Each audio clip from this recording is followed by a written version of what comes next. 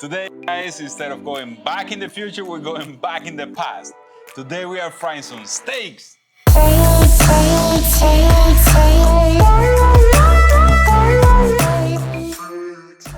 Let me tell you something that you might not know about frying, but frying can work with pork, beef, chicken, and anything else, and crispiness is always guaranteed. This, as you can see, is a beautifully marbled prime ribeye, but the quality of the meat won't change anything on the crispiness and the end result. This steak is a beauty in itself. It's about 1 inch thick and it weighs about 1 pound. The thickness of the steak can play a factor on how long you fry it for, so keep that in mind. In a little bit, I'm going to give you a little more information about how long you fry it depending on the size of the steak. Most of the information I've seen online is about frying steaks in a frying machine. Everybody does that, but the truth of the matter is that not everybody has one of those at home. Heck, I'm sure included in that bunch. So let me show you the best way of frying if you don't have a frying machine. Introducing the cast iron pot, better known as the Dutch oven. A Dutch oven is essentially a large pot or kettle, usually made of cast iron with a tight-fitting lid, and this has been used for hundreds of years to braising, stewing, frying, and even making bread. Many people use vegetable oil for frying. It's really affordable and really easy to find everywhere, but you also have to think about what you're eating. Vegetable oil is infamous for its low quality and the amount of unsaturated fats it has. When it's heated, all that unsaturated fat can oxidize, and in this form, it is more harmful for the body tissues and it can trigger inflammation, a known risk factor that over the time can provoke heart attacks.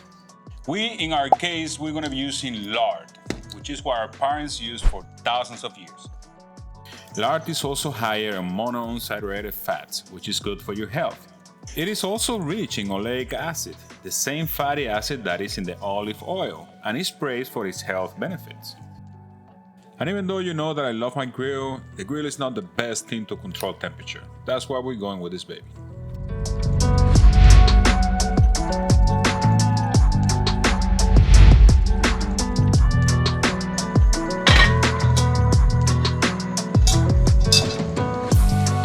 Now let's add the lard into our Dutch oven. In this step, try to be generous and add enough lard to cover the steak. We will take it easy with this cook and keep the lard at about 350 degrees. The smoke temperature of the lard is 374 degrees, so at this range we can play a bit with it without reaching the smoke point. When you're frying, you have to remember that you always have to compensate. So we're going to take it to 360 degrees because once we put the steak in there, that temperature is going to lower a little bit. At this point, just lower your stove temperature and put your steak in. It will be frying for about 4 minutes. If you feel like it, you can flip it around a few times, but there is no need for it.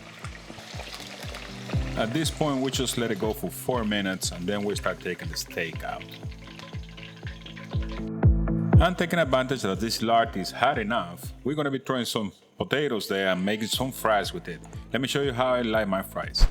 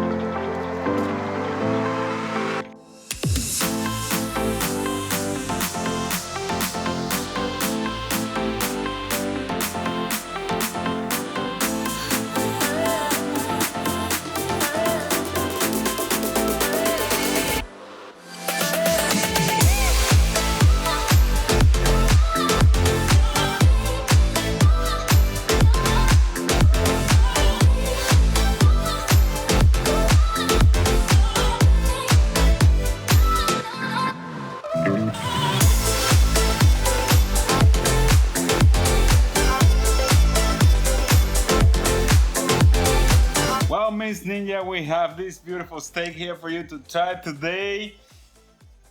And let me tell you, my God, I can't wait. You know what? When you were saying, like you were going back to the past, you know how I feel? Yeah. I feel like back to life, back to reality, because this is a reality. Guys, the smell of that amazing lard is all over the place, and it's amazing, guys. Just when you were heating it up, my God, just the smell of it was like, I'm sold. Smells I am. so good. It look amazing. Yes, it does. I mean, we have to give. Do you see those fries? Mm-hmm. Those fries are good, man. Perfect combination. Easy recipe too.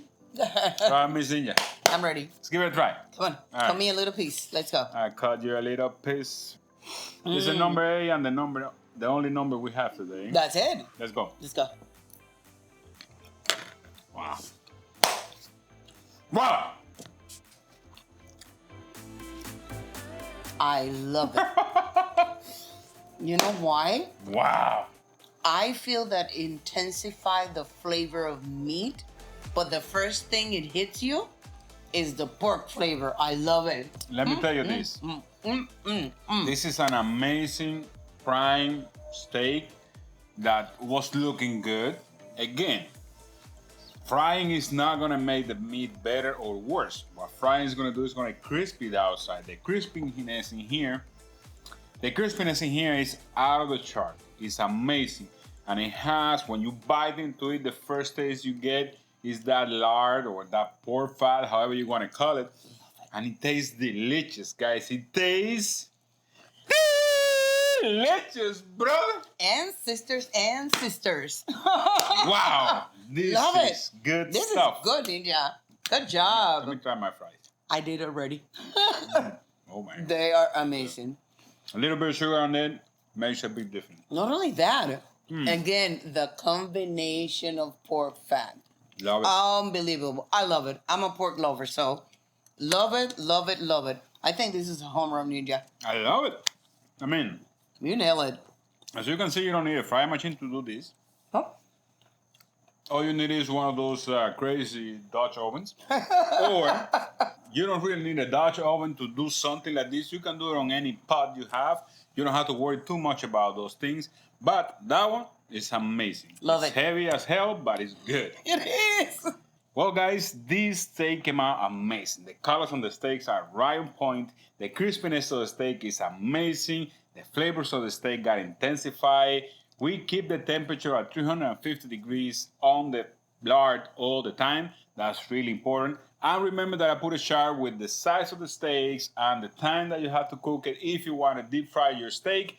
It's amazing. I super recommend it. And if you like the video, please hit us with a like. Lots and lots of likes. If you haven't subscribed to the channel, subscribe to the channel, share with your friends and family, and I know you're going to have a lot of questions, so put everything down in the comments. Yes, still so. That's all for today, guys, but remember that I love you. We love you. Thanks for watching, and see you next time. See ya! Say